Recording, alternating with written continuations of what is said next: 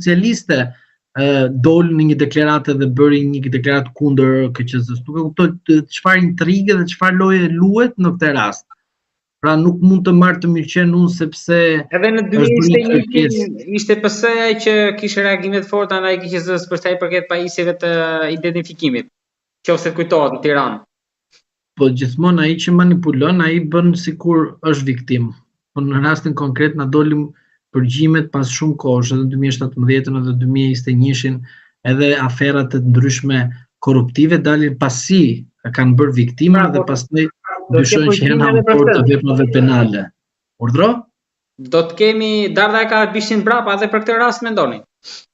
Unë mendoj gjithmonë në proceset zgjedhore në Shqipëri edhe pas 2013-s është treguesi i qartë që është vërtetuar që Partia Socialiste ka marrë me ndikim pushtetin, pra duke bërë presion një dhe duke bërë korrupsion.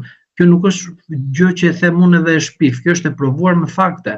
E keni me zë dhe me figurë që si një ministër i thoshte një funksionarit policisë me nalt të burr se e kemi rregulluar edhe si kryetari i pushtetit merrte në telefon policin edhe i jepte udhëzime se si do të bënte kutitë e votimit. Këto janë fakte të provuar publikisht dhe nuk ka të bëjë me shpifje. Tani pse nuk u proceduar penalisht dhe pse kemi të bëjmë një pasivitet të organit të procedurial që është prokuroria, unë e kam thënë tek ju, do në t'ju them plepa 2, është fakt konkret. Po, pikërisht tek ata do dalësh, sepse s'kemi parë asnjë arrestim, u ngrit gjithë ato task force, gjithë ata prokurorë që u shpërndan, agent BKH-s. Pra, atë i bi që procesi ka qenë gjithë i pastër, derisa s'kemi asnjë. Ju dëgjova me shumë kuriozitet, thash mos do thoni diçka tjetër më të mirë dhe prandaj mendimin tuaj e di avokat, ju jeni koherent.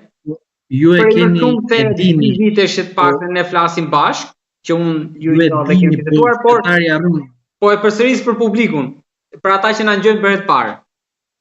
Po 3 ditë zjat të lajme, pastaj harrohet dhe tani do kujtoj qytetarët çfarë kam thënë për Spakun. Spaku ka legjitimuar çdo zgjedhje në Republikën e Shqipërisë, përfshi edhe 2023-shin, përfshi edhe në 2024 në zgjedhjet në Imar, ka bërë thjesht regjistrime statistikore për të shërbyer në raportin në parlament për të dhënë llogaridhënie përpara kuvendit. Por për të dhënë atë që duhet, mesazhin e qartë për luftën kundër korrupsionit zgjedhor, Spaku nuk e ka bërë kurrë këtë gjë, sepse Spaku nuk është një institucion i cili është për atë që është krijuar, por është një institucion për të mbrojtur partinë në pushtet dhe ajo që është e provuar fakt konkret është që Zoti Rama është i gëzuar që Spaku ka bërë këto veprime, pra duke mos vepruar, pra veprime duke mos vepruar, do të thotë, pse veprime duke mos vepruar, doja si më poshtë.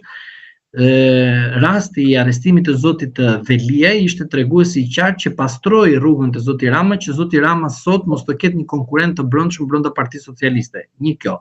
Tani tek mos veprimi dhe veprimi, dua t'i them qytetarëve shqiptar, tek veprimi që bëri Spaku në këtë kohë ishte çfarë? Deklaratë që ku shkon BKH-ja dhe Spaku, pra prokurorët, ishte thjesht sinjalizim, çuna tërhiquni sepse erdhën. Pasi ikën Spaku, çunat vazhdojnë punën e tyre, aksionin e tyre në interes të partisë në pushtet. Është e qartë kjo, është tregues shumë i qartë. Prandaj ju mos u bazoni tek ato deklaratat e Zotit Dumani që për rastin e Zotit Berisha për kontratën 6 milion euro bëri direkt iniciimin e verifikimit të atyre parave, pa ndodhur skandale dhe pa ndodhur vepra penale dhe pa ndodhur shkelje administrative. Ndërsa në rastin e votimeve dhe të zgjedhjeve në Republikën e Shqipërisë, Spaku nuk bëra asgjë tjetër përveç se është partia para, ne nga mbrapa mbështesim për të bërë nesër deputet, ministra apo president. Por, një sekret, kur asnjëri nga Spaku nuk mund të bëhet kryetari i Partisë Socialiste, se në fund fare përfundojnë si rasti i Maqedonisë së Veriut. Avokat, një koment për rastin e Dumanit që votoi në praninë e kamerave, kishte një lloj protagonizmi. Unë nuk jam pjesë e zgjedhjeve, po jam pjesë e procesit ndoshta.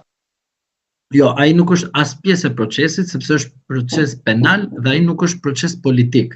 Zoti Dumani ka ngatruar Jo, takimet. më shumë se përgjigje për pyetjen time, ju lutem me analizoni pse ai, domethënë gjithë ajo me kamera, ajo përcjellje.